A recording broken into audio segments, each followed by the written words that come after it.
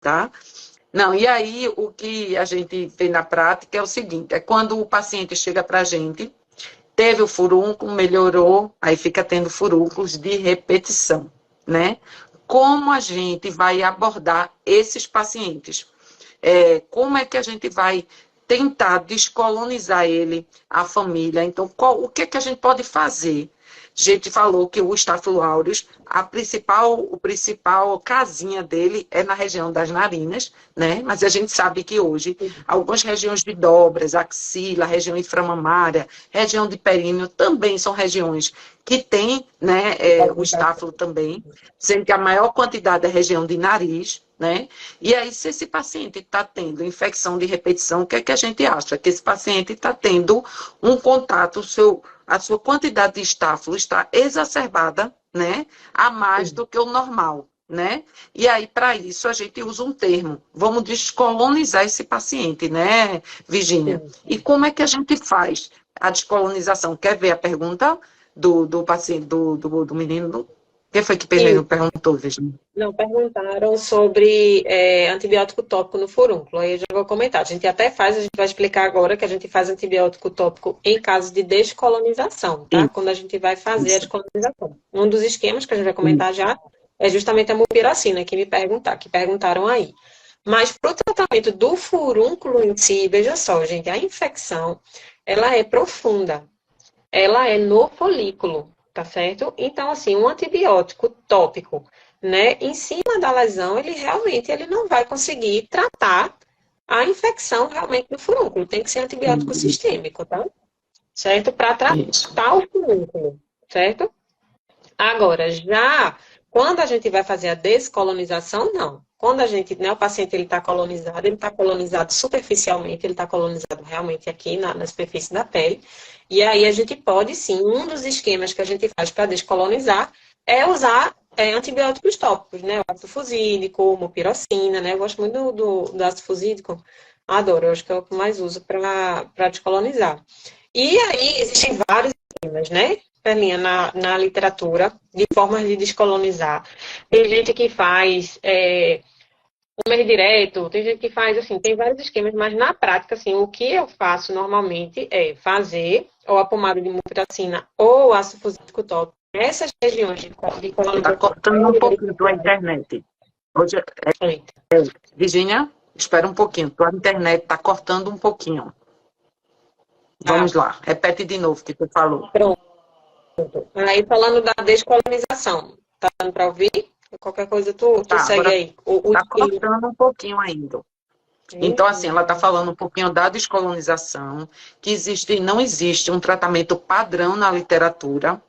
Pode ser feito com mupirocina, pode ser feito com ácido fusídico. Normalmente a gente faz em áreas. Tem gente que só faz descontaminação de narina. Tem gente que passa desculpa, que não tem conflito de interesse, a mupirocina nas áreas, não só das narinas. Tem gente que faz só narina, tem gente que faz narina, retroauricular, região de flexuras, região periumbilical, região perianal.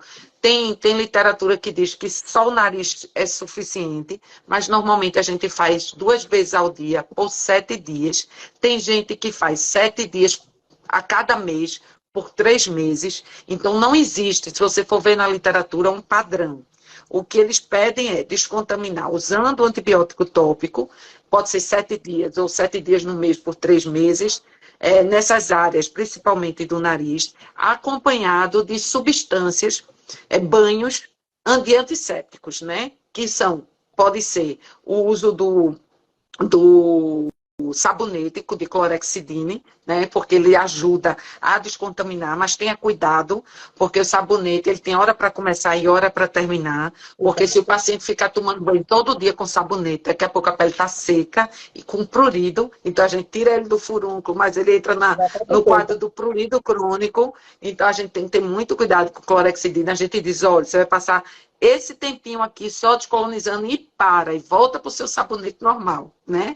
Tem pessoas que descolonizam também a área oral, e aí podem fazer também bochechos com clorexidina oral, que é uma forma também de você descontaminar a parte orofaríngea, não só o nariz. Então, existe também esse formato. Então, pode ser o sabonete de clorexidina no corpo, bochechos orais, mupirocinas tópicas na região do nariz ou em áreas de dobras, como eu disse a vocês, não tem consenso sobre isso na literatura. E, basicamente, a gente faz isso e faz isso com a família.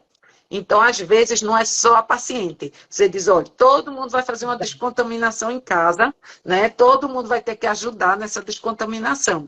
Porque, às vezes, às vezes é um irmão que está em contato com a escola, que traz para casa e que passa para toda a família, e aquilo fica uma roda viva. Se a gente não descontaminar, é feito escabiose. Se a gente não tratar toda a família, a gente não consegue êxito no tratamento, né, Virgínia? Exatamente. É. E pronto, mas você faz como ela na prática?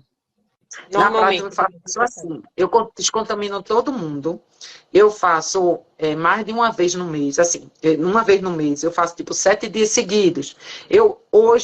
Antigamente eu mandava passar em tudo que é canto. Hoje eu acho impossível. 2 vezes ao dia você sai mandando pomada todo canto. Como a literatura fala que a principal área é perinasal, eu só passo perinasal atualmente. Mas não é para pegar a pomada e enfiar dentro do nariz. É você passar nessa áreazinha perinasal, que eu digo aos pacientes.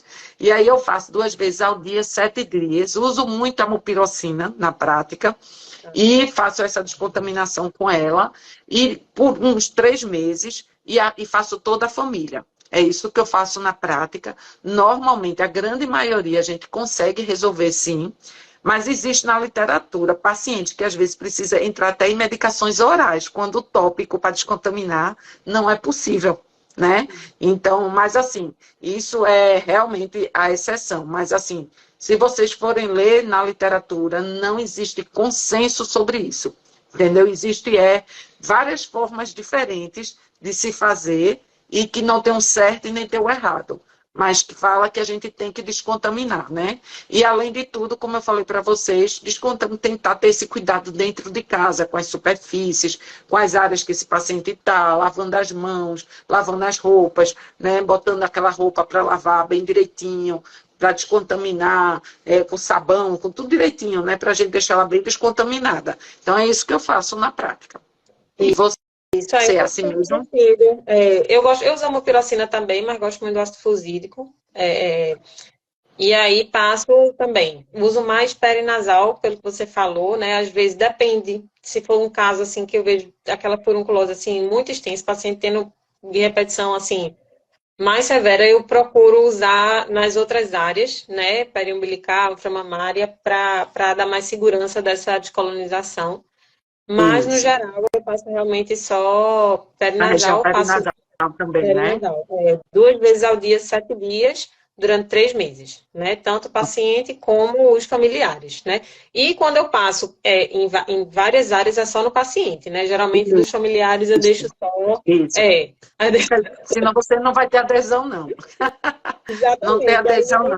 Já passar perinasal já é uma confusão dentro de casa, né? Imagina mandar todo mundo passar nos mesmos cantos, né?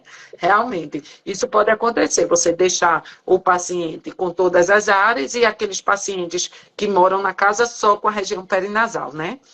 Pronto. Então, assim, eu acho que foi isso, né, Virgínia? Eu acho que a gente falou, foi uma live simples, mas é uma live do dia a dia, né? Espero que a gente tenha contribuído um pouquinho aí, né, com algumas dúvidas que você tenha no dia a dia. Muito obrigada aí pela participação. Tchau, tchau.